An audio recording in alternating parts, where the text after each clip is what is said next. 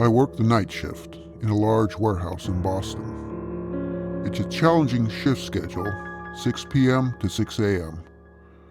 The one good part of it is there's little management around at night to mess with us.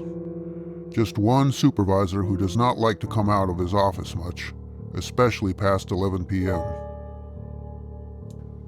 The work is pretty straightforward. We use forklifts to unload trailers and put the pallets of product away in the warehouse racks. And when trucks come for the goods, we take the product from the racks and load the trucks up. Of course, it's very important to keep track of the paperwork of everything that we load and unload. It's pretty uneventful work usually, except for the one night when a trailer arrived that I wish had never come. I remember that it arrived just after the start of the night shift. The dark door groaned open, and the backside of the long weathered trailer slid into the warehouse door. Its interior echoed hollowly. Normally, the driver delivers the paperwork for the load to the office after that, but instead, the driver just unhooked the trailer and drove off.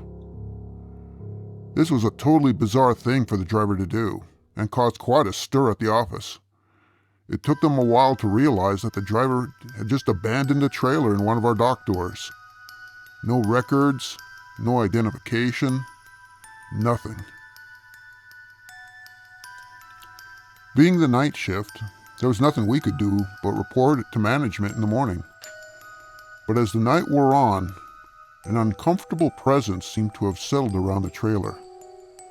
Several of us imagined hearing whispers coming from its direction. The night shift is a long one though, and I'll put it down to fatigue and lack of sleep. As the shift ended, I was sure that the day shift would take care of the trailer and it would be gone by the time my shift started again. When I returned the next night, I was disappointed to see that the trailer was still sitting there, locked up tight. It turned out the day shift had trouble identifying the owner, as the license plate on the trailer was missing, and they were having trouble locating its VIN number. I was annoyed that this trailer was going to take up on dock door for yet another night, but resigning myself to that fact, I immersed myself in my regular work routine. The hours went by slowly. The shift seemed particularly tedious that night. About 1 a.m., I was checking on some pallets on the dock when I heard a soft crying of a woman.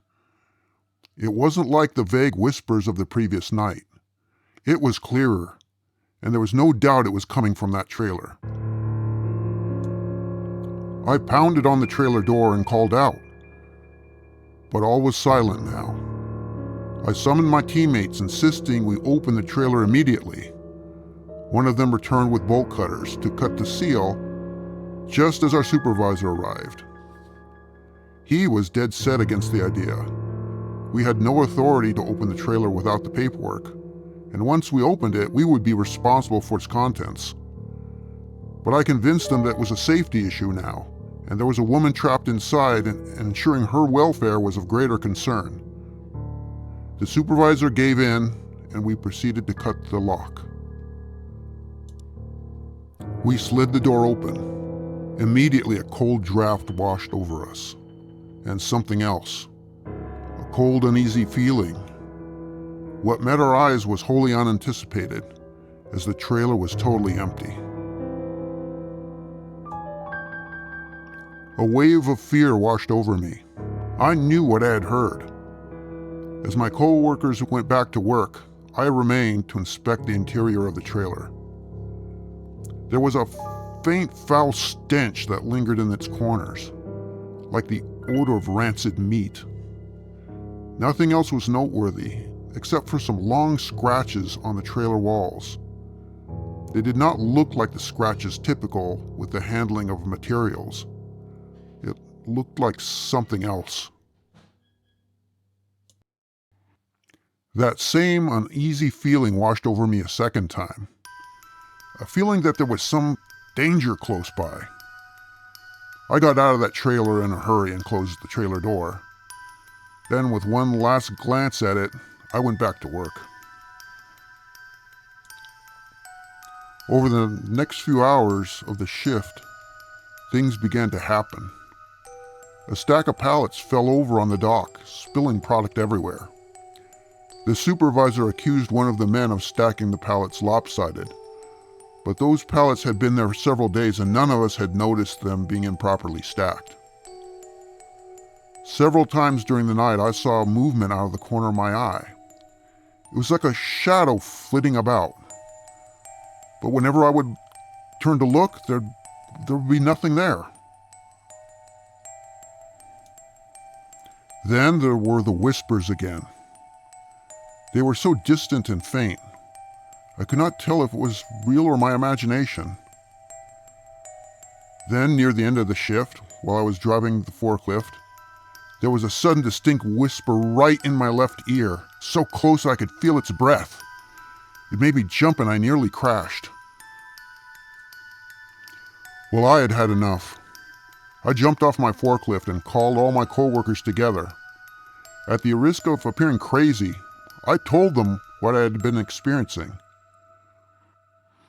To my relief, they revealed similar experiences had been happening to them.